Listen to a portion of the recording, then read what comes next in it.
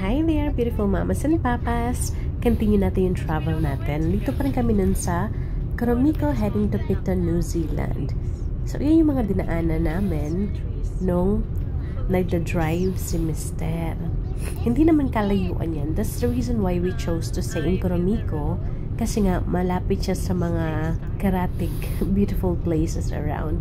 Kasi kung galing mismo sa amin dito, sa bahay namin, ay malayo siya. Mahirap siyang i-drive, lalo na hindi naman ako nagda-drive, si Mr. lang. So, napag-isip-isip namin na mag-stay na kami sa lugar na kung saan ay malapit namin siyang maaabot yung mga magagandang lugar. Pupunta nga kami pala dito sa Picton Harbor na napuntahan na namin before. Yan. Before na pumunta kami lang, wala pa yung kambal. Ngayon kasama na yung kambal. So, this is their first time there. And that's beautiful. May ship nga pala nung time na yan na nag-dock. There's, yan yung nakikita yung barko. Yan yun, na nag-dock dyan. Alam ko merong cruise ship pa kaso hindi lang namin napansin kung saan siya banda. And hindi na rin namin hinanap kung nasan man yon. Marami pang parking dyan. Or I think the next day pala yung barko. Hindi pa that time. The next day pa. Bumalik din kami dyan pagka next day. Ayan. Nagpa-park lang kami and then lalabas kami dyan ng hindi pa ng kambal. Later on, kasama na yung kambal, mag-uuna kami lalabas na Kellyan. Mister, palit-palit lang.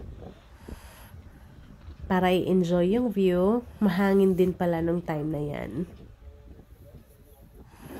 Nga pala, hindi pa ako nakakapag-upload ng informative video kasi hindi pa ako nakakashoot. Pero sabi ko nga, marami na akong topics na na-reserve. Hopefully, sana lang talaga ay maka-shoot na ako ng video. Alright, enjoy the views! Huh? No, I'm gonna hold you. There's a ship. Of course not. Come here.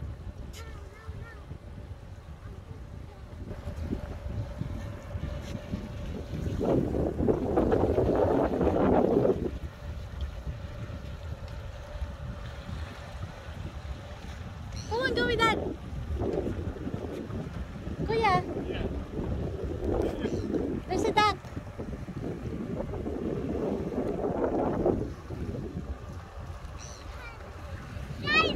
No, there's a duck, baby. There, Kuya, go with that.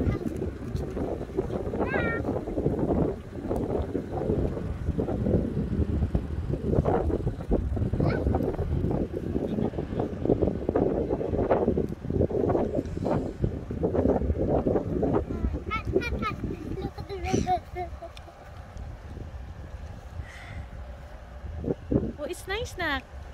I'll fix it.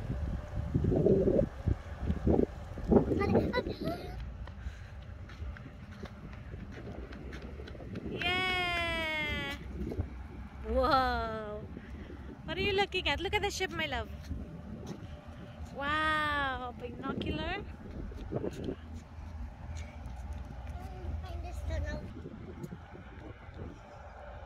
Love, look at them.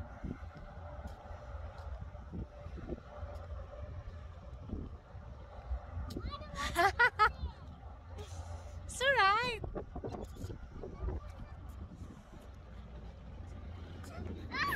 After na stroll namin ito, ay umuwi muna kami for lunch at konting pahinga. Especially sa aming twins at kay Kellyan para naman makarest sila at fully energized sila later. Ito na nga, bumalik na kami na medyo dark na siya. Around 6 to 7 na ito ng gabi. Kasi nga si Kellyan nagyaya yan na gusto niya maglaro sa playground. Kasi nga napakaganda naman talaga ng playground dyan. Napakalaki. At ang daming pwedeng gawin na activities. Yan. Papunta na kami sa playground na yun dyan. Andyan lang naman siya actually. Sa harapan naman. I think nakita rin siya kanina nung nag-video ako. Napansin din siya. Yes, sir, Blippi. Si Kellyan dinala yung scooter niya. At least hindi siya masyado mapapagod sa kakalakad. Ang ganda ng place dito sa may Picton na to, Picton Harbor. Minsan high tide yan, umaabot yung water dyan. At this time hindi siya ganun kataas. At napakarami din ditong ibon, kaya kung may dala ka ditong pagkain like bread, though hindi sinasuggest ng ibang magpakain ng bread, pero mayroon at mayroon pa rin talaga mga tao na nagpapakain. Kami minsan ginawa namin yun sa ducks naman. Sa ibang lugar yan, hindi dito. So, ito na tayo sa playground na sinasabi ko na talaga namang nilook forward ni Kellyan. Hanggang ngayon nga, kahit nandito na kami sa aming bahay, palagi yung sinasabi na, when are we going to Picton again? Mga ganyan. Ayan na, sinimulan na natin. Si Tarzan, umakyat-akyat na. Wow! Yung Picton nga pala, hindi siya malapit sa kung saan kami nakatira sa Nelson. Malayo siya, babiyahiin mo talaga siya ng ilang hours para makapunta dyan. That's the reason why na nagstay kami sa malapit dyan para at least mapuntahan siya namin kagad ng, alam mo yun, hindi pa kami ganun kapagod sa biyahe. Alam ko nakaupo lang naman tayo pa nagbabiyahe sa car, pero yung pagod, especially sa mga bata I'll meet you on the other side. na magsistay ng hours and hours na nakalagay sa car seat, ay napaka-stressful yun sa kanila at nakakapagod yun for them. Though ako, myself, na-enjoy ko yung biyahe. Sumahan pa ng iba't ibang klaseng snacks. Anyway, yun na nga, balik na tayo kay Kellyan. See? I told you how excited he is sa kakakit dyan. And dyan, feeling niya si Spider-Man siya. Nung dati, nung bata siya, palagi niya naaalala. Kasi nung, I think he was just 3 years old that time na sinubukan namin siyang paakyatin dyan. Para hindi nga siya umakyat. Nilagay lang siya namin sa pinakamababa. At ako yung umakyat sa taas. Kaya paulit-ulit yung sinasabi na, before mama, I cannot do this, but now I can. So, nakakaakyat na siya. Actually, kaya niya pa yan hanggang top.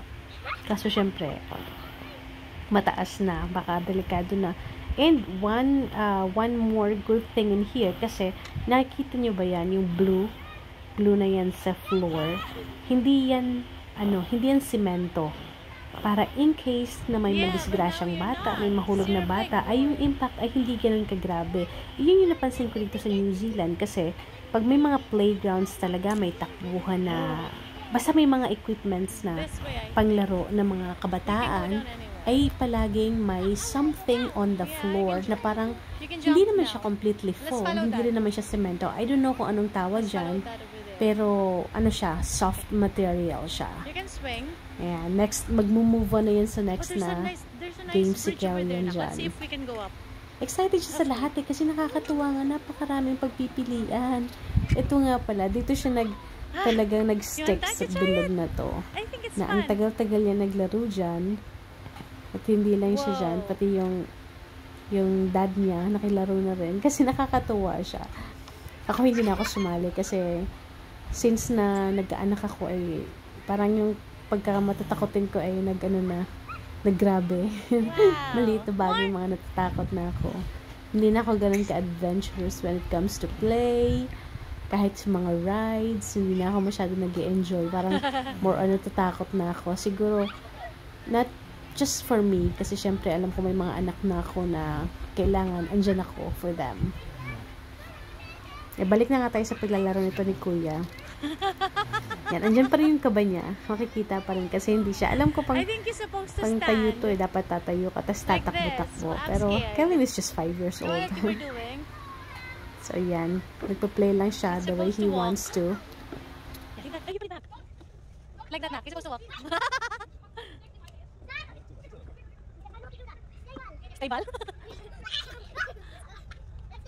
Oh.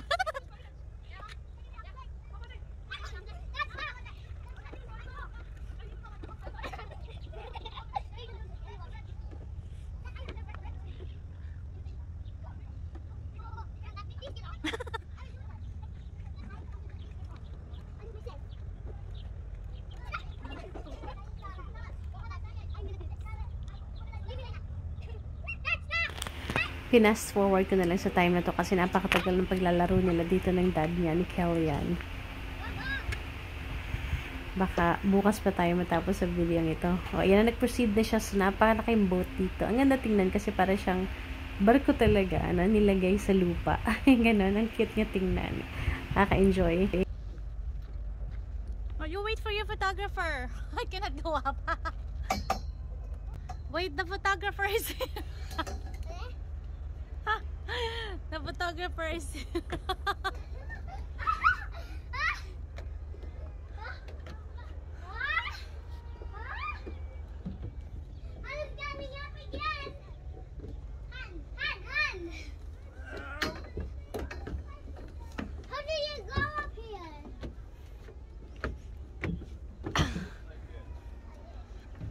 Wow, this is nice. Your position there. This is a video for now.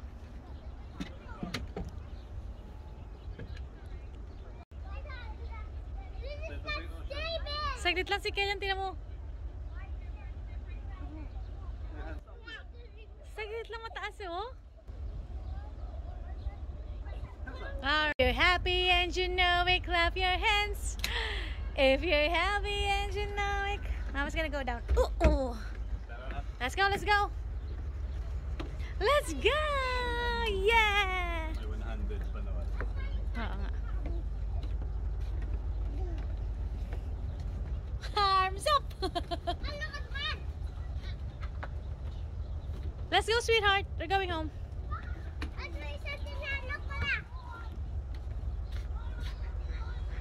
Easy with the head, easy with the head. Let's go.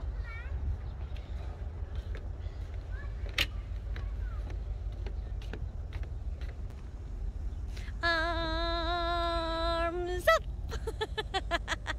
It's a never-ending arms up.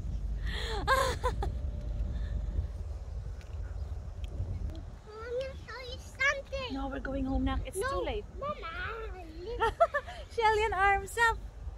I have to go to the other playground. What are those hands? Arms up.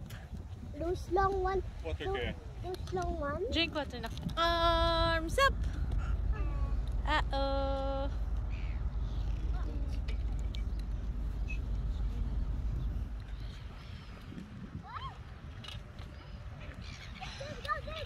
Let's go. Come on.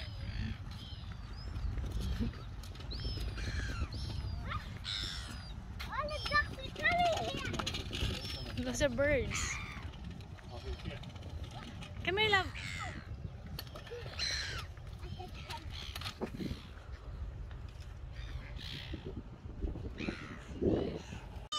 Birthday picnic. Yes, yes, love. I'm not going. Let's have dinner. Picnic. Sweetheart.